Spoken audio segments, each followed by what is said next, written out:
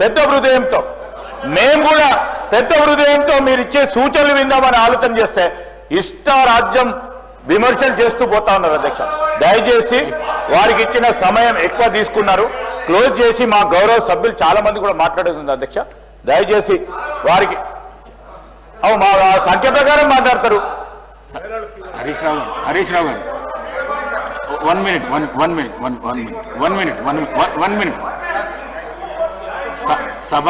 సభానాయకుడు సభలు లేనప్పుడు ప్రస్తావించడము సరైన పద్ధతి కాదు. ఒకటి. రెండవది, ఈ చర్చ బడ్జెట్కు సంబంధించిన చర్చ కాబట్టి ఇతర అంశాలను తీసుకురాకుండా దయచేసి ఈ సభా మర్యాదలను కాపాడండి. ప్లీజ్ కన్క్లూడ్ చేయండి. Thank you speaker sir. అంటే నేను కూడా ఏం ఆరోపణలు చేయలేదు అధ్యక్ష. వారు సభలో అన్న మాటను ఉచ్చరిస్తూ మాట్లాడాను. సంస్కారం అనేది ఎంత గొప్పగా ఉందని చెప్పే ప్రయత్నం చేసిన. అసలు సంస్కారానికి ఆస్కార్ అవార్డు లేదు, కానీ ఉంటే గింటే అది గౌరవ ముఖ్యమంత్రి గారికి ఇవ్వచ్చు అని చెప్పే ప్రయత్నం చేసిన అధ్యక్ష. అంతకుమించి అధ్యక్ష నేను ఒకటే అంటున్నా అధ్యక్ష, వీళ్ళు అధికారంలోకి వచ్చి 16 నెలలు అయింది అధ్యక్ష. ఎంతసేపు బీఆర్ఎస్ ను తిట్టుకుంటా, ఎంతసేపు ప్రతిపక్ష నాయకుడి మీద ఆడిపోసుకుంటేనే కాలం గడుపుతారు అధ్యక్ష. ఇవాళ ప్రజలు ఏమంటున్నారు అధ్యక్ష, ఇంకా ప్రతిపక్ష నాయకుడినో బీఆర్ఎస్ ను తిట్టడం మానండి, మీ హనీమూన్ పీరియడ్ అయిపోయింది, రెండవ బడ్జెట్ ను కూడా ప్రవేశపెట్టారు, మీరు ప్రజలకిచ్చిన హామీలు అమలు చేయండి మహాప్రభు అని రాష్ట్ర ప్రజలు మిమ్మల్ని కోరుకుంటా ఉన్నారు. నేను కోరేది ఒక్కటే అధ్యక్ష, ఇలా మీరు పూర్తి స్థాయిలో పెట్టగలిగే బడ్జెట్లు 4, అలా 2 అయిపోయినాయి, అంటే సగం అయిపోయినాయి. ఇక 2 బడ్జెట్లు ఉన్నాయి.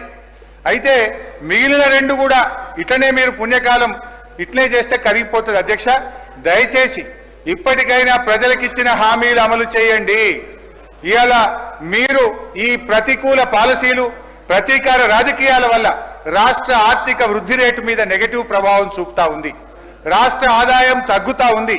ఇప్పటికైనా మేల్కొనకపోతే రాష్ట్రం ముందు మరింత గడ్డు పరిస్థితిని ఎదుర్కోవాల్సిన పరిస్థితి ఏర్పడుతుంది. జనరల్ ఏమంటారు అధ్యక్ష, రాజ్యం అసమర్థమైందిగా మారినప్పుడు ప్రజలపైన అణిచివేత ప్రయోగిస్తుంది. ఇవాళ ఈ ప్రజల అనుభవంలో ఏముందంటే ముఖ్యమంత్రి గారి తిట్లు, పోలీసు వాళ్ళ కోట్లు, అక్రమ కేసులు తప్ప ఏం కనబడతలేవు అధ్యక్ష. కేసీఆర్ గారి పాలనలో ప్రజా సంక్షేమాన్ని, అభివృద్ధిని చవిచూస్తుంటే మీరు కొత్త ఆశలు రేపారు. మిమ్మల్ని నమ్మిన పాపానికి జనాన్ని కాటగలిపారు. వైకుంఠపాలిలో పెద్దపాం మింగినట్టు అయిపోయింది అధ్యక్ష. ఆ మార్పు ఏమిటో జనానికి తెలిసిపోయింది. జనం తీర్పు ఏమిటో ఓట్ల రూపంలో తెలవడానికి ఇక కొంత సమయం మిగిలింది అధ్యక్ష. ఒకటే నిమిషం అధ్యక్ష, 1 మినిట్ ప్లీజ్. ఒకటే నిమిషం అధ్యక్ష, ఒక చిన్న కథ చెప్పిన ఉపన్యాసాన్ని ముగిస్తా అధ్యక్ష. ఓన్లీ 1 మినిట్ అధ్యక్ష.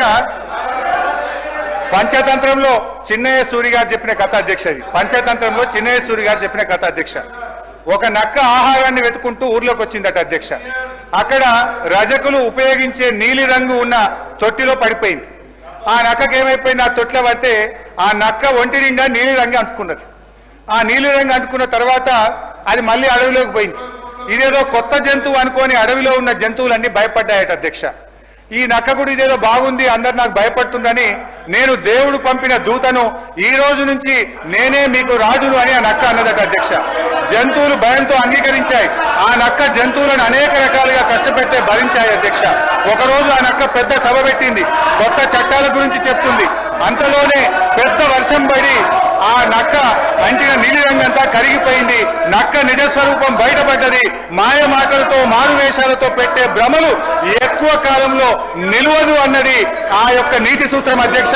వీళ్ళ మాయ మాటలు కూడా ఎక్కువ కాలం నిలవవు. వీళ్ళ మాటలు, వీళ్ళ యొక్క నీతి ఈ రాష్ట్ర ప్రజలకు అర్థమైపోయింది. జై తెలంగాణ, జై కేసీఆర్.